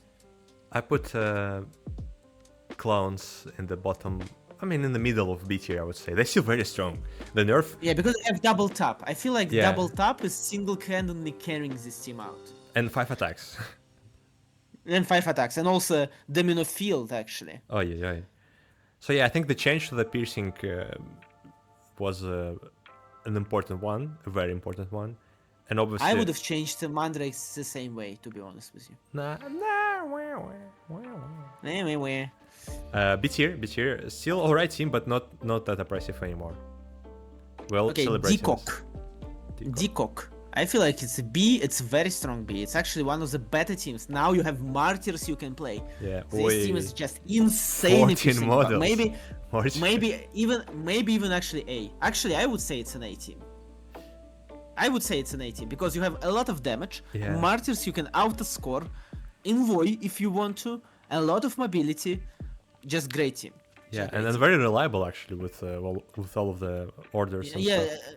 Yeah, they had a big problem to play TAC Opses because they didn't have either Implant or Plant Beacon, but nowadays with Martyrs... they won the lottery and they're actually really strong. I agree with that. Yeah, for sure. Your choice? Warp Coven. I don't know. I Warp don't Coven understand. -1 operative. What it's the fuck? This is just absurd. You just want to have this team in rotation and never speak about it again, I guess. That's the reason. No other reasons I can see. The team is just destroyed. Thought that this was a nice nerf? I think they were already alright. They were already like top B tier, maybe bottom A tier, but they weren't oppressive anymore. And why would you need to kill the team completely with this nerf? This is just hilarious. It feel like unfinished rework. So maybe team decided that nowadays 5 activations is interesting to have, and they wanted to have another 5 activation team, but they did it like halfway through, right? They didn't do anything else. +1 wound to sorcerers only, right? Only sorcerers, right? No Yeah, rubrics with yeah. +1 So wound. and It's very strange. and just to 2 sorcerers because one was already leader with 15 wounds. So Yeah, it's not a actually, big yes, deal. actually. No, it's very strange, very strange. That's hilarious. Maybe But with it's rotation. you Why know would what? you care? You know what? A wild idea. Hmm? Reverting all of the other nerfs, like getting them back to the OP elite team that they were. Well, no, definitely not ignoring piercing. Yeah, no, even that. Come on, 5 model kill team. So it would be just Deathwatch, but better. Not better. Because they a can different. ignore piercing, negate damage on rubrics, rubrics on 2+. But you no, have I all- don't. Okay, maybe a few nerfs there, but like not at the Yeah, point but that revert some of these. Reverse some of these nerfs, some of the changes definitely needed at this point. But why would you ever do it? It's a rotation team. Just forget about it and move on. I agree. Commandos. I feel like Commandos is a strong B team. I think they might be even A because right now they got a buff. Yeah, I don't know. It's I wouldn't say they're like reliable, and new Tacopses aren't really that good for them. Maybe like Track Enemy is a great one, right? I feel like it's the best one you can have. But it's just good horde to have. Definitely way less powerful Oppressive, than Decock. Decock I feel like is just biggest winner overall these rotated teams. Moving on. Your? I'd put Blooded actually also in A tier. I feel like they are. I feel like they a little less than Decock. Maybe a lot less than Decock in all the positions, right? We can directly compare them because a lot of similar things they can do. I feel like Decock is just way better, but maybe they are. I think they're still good because first of all they have infiltration, which is a nice stack up to have for a horde team. And second of but all, not for the horde which want to fight you actively, right? no, but for that they have Seek and Destroy. Right? Maybe for the route they are pretty good on route. I feel like. Yeah, but I think the biggest, I mean, they received the buff, a nice buff actually. So you can actually have your leader with under the gaze on the second turning point, just move dash in at the half of the enemy. And yeah, actually on the first turning point. Yeah, even on the first turning point, if you reach there. And that's actually very strong. It would have been much stronger with scouting options of dashing him further first, but yeah, but the leader himself isn't really the great model, and No. you still have limitations on plasma if you take plasma on him, right? You can take like plasma on leader and the plasma gunner. Correct. Can you? But that's still, his plasma gun is very nicely like working with the punishing and auto crit. So overall, he's a very strong operative, very strong piece, and they also buffed the enforcer. His aura for ignorance of injury. Again, just A tier. I think a very decent team. Maybe, but I feel like Decock is just way better. Yeah, that's why they're slightly higher. You Odyssey? I wouldn't even say that Decock better than Inquisition, to be honest with you. But Come on, don't give me hope. Don't give me hope. Otherwise, I'm jumping on that team. I feel like Decock is just very good team now, very good. Because previously, the only problem they had is that Elite all had ignore piercing, and you have like a lot of piercing which you can like do anything with, and you shoot on 4+ with rerolls, right? Now you shoot on 4+ rerolls, accurate one, saturate, no ignore piercing whatsoever anywhere, and you have cracks. Oh, You promised 30 seconds that's on the the team. team. You promised. Yeah. Sorry. I just like it very much. Legionnaires. I feel like they over nerfed. The last nerf, I feel like hits very hard when it's not necessary, because nowadays you can't pretty much do anything other than press buttons with your +1 APL on Zinch. And why would you do it? Why would they nerf it? I don't know. It was a good thing to have to play like on 4 APL. You had like 2 guys who can do 4 APL things in the game, right? Yeah. Or even 5 if your leader is a Zinch guy. But now you can't, and I don't know how I feel about it. The team is definitely strong. Definitely. I don't think it's low B. I feel it's still better than most of the B teams. But it's just like you don't just wanna play it. You don't want. It's Why very would you? it's very basic team at this point. Not much you can Yeah, do with them. But they still I start wouldn't checking. say. They I still wouldn't say start checking, basic. and that's why they're quite strong. Maybe. Actually, move please commanders and Star Striders to the right, somewhere around Exaction Squad. I feel like. Yeah, something like that is sits better with me. I think Rekas are better than commanders. Maybe. Yeah, you can arrange something in the meantime. My choice. Let's put Your choice, yeah. Finders to C tier, somewhere bottom C And tier. nothing really you can discuss. Nothing really. You don't have plant banners, Look, plant beacons. It's my anymore. personal tragedy and my psychological trauma because I'm a big fan of Tau overall, and the things they did to my boys, it's so sad. I wish, I'm praying to all of the gods that are there, and guys, please support me because I need stealth suits to be good. I need it. I really need it. I don't feel like they will be good. Fuck you. But Fuck you. who will Select guess, the right? team. Go on. Okay. Don't kill my hope. Corsairs B team. B team, yeah. Somewhere, I think lower B team. Definitely lower than Hand of the Archon. I feel like. Or something around it, somewhere around that. Yeah, just put it here and move on. It's a great team, good team to play with, but you will be no longer because there is a rotation. I think actually these guys are also A tier. The Grimblade. It's your personal thought you always had. I don't quite see it, but I can just ignore. So for the guys that are not aware of this team out there, the team is Wormblade. Wormblade. I Which put you them didn't in. say out loud again. No, I said it. I fucking said it. No, I said this team and then. No, I said poked it I around. said that Wormblade, and it's gonna be on the record. Okay. And you are wrong. Okay. You're objectively wrong.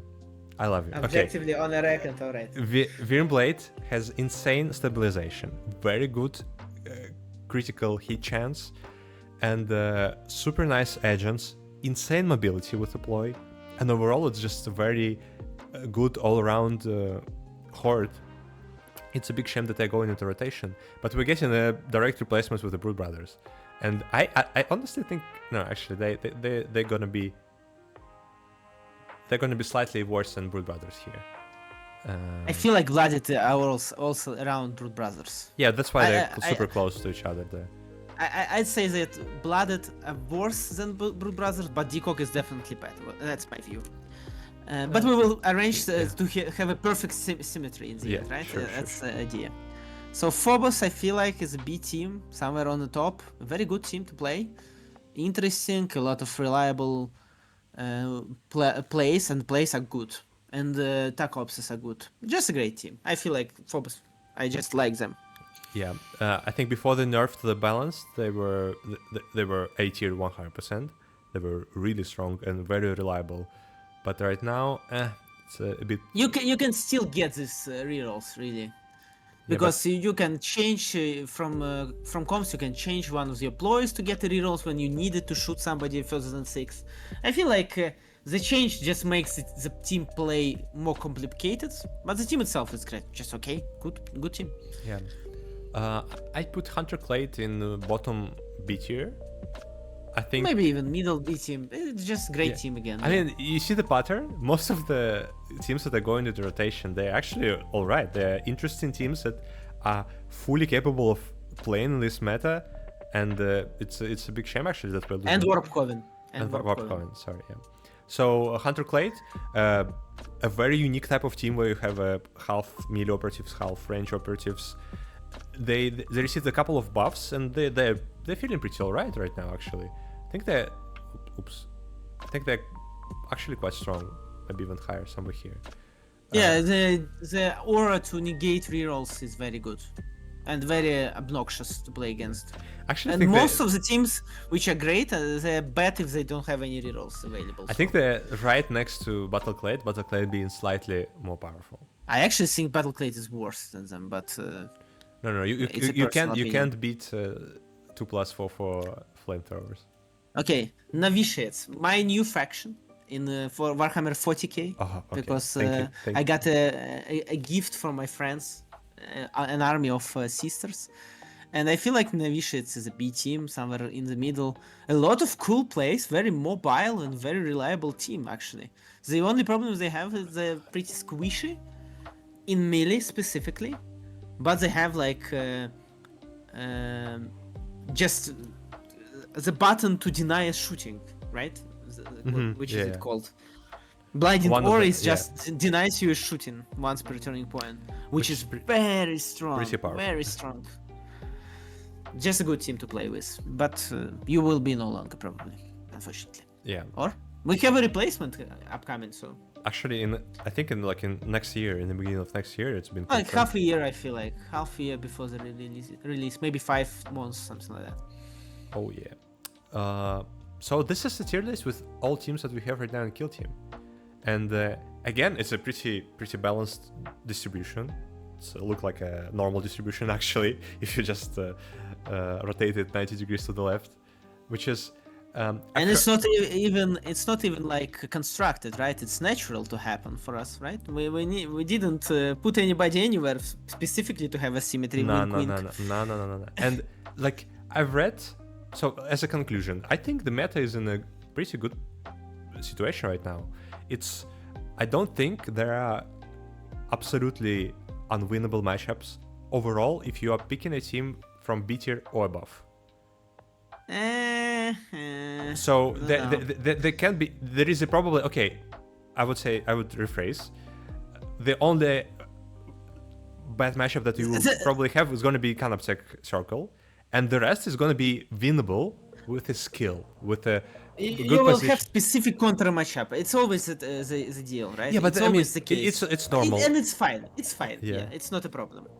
Having a counter matchup is alright, but even a counter matchup is not like 90% of failure and 10% of victory. Sometimes it could be in a specific case, and it's still fine. You will never. There is a possibility that you will never face a counter matchup, ever. You just don't play a volume of games the way that you will always have a counter matchup in each tournament. So it's fine, I feel like. Yeah, I feel like the meta is great currently. Probably the perfect kill team is, right down the corner. Right around the nerf to Canoptech. Actually, yeah. I mean, getting a few buffs and few nerfs, and this looks like the thing that's never been there. I mean, in the previous edition, I remember even like 6 months of meta being completely fucked with Felgors and this edition meta was completely fucked for like 3 months true. At least each half a year, really. On the release it was 3 months of total clusterfuck, and then there was a release of Sanctifiers, which was very obnoxious to have. Yeah, but at this point I think it's good, and I like what I'm seeing when I play a bunch of these teams, and the kill team itself has changed a lot. It's a different game from what it was in the previous edition. It's a bit slower, it's a bit more methodical, and with this change, thoughtful, and I like this change. I think it's more like chess right now. It's much more like chess. But it's a bit how can I say it in English? On Russian we have a word dushny, right? You know this word because you're Russian as well, right? Yeah. And I feel like this, how can we explain I mean, toxic in a way that it's it's hard to translate this word to English. It's like at the same time it's boring and sometimes it's precise to the point of frustration, I would say, like this. Yeah.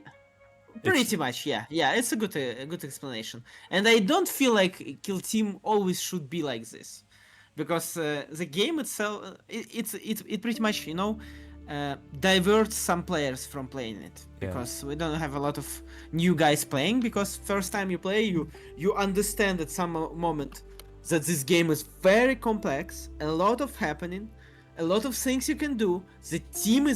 All the teams are very different, and you need to learn everything to win a game, to play good, and so on. And that's not very what's not the very word? what? Say in Russian, I'll help you. Привлекательно. Not very attractive to new players, I feel like. Yeah. That's what. So sometimes but the game is great. The best game I think there is, for sure. Thank you, Journey, for your perspective. Thank you, guys, for being with us today. Hope you enjoyed the video. Please write in the comments if you have any suggestions on what to do next, and your ideas about the current meta. Obviously, yes. If you don't agree with any of our positioning, also please text me, and I'm going to reply to that. That's Journey's fault, not mine. And you're objectively incorrect. Obviously. Exactly. Because I have the mouse, right? So I'm objectively correct right now. Good day. Have a great day.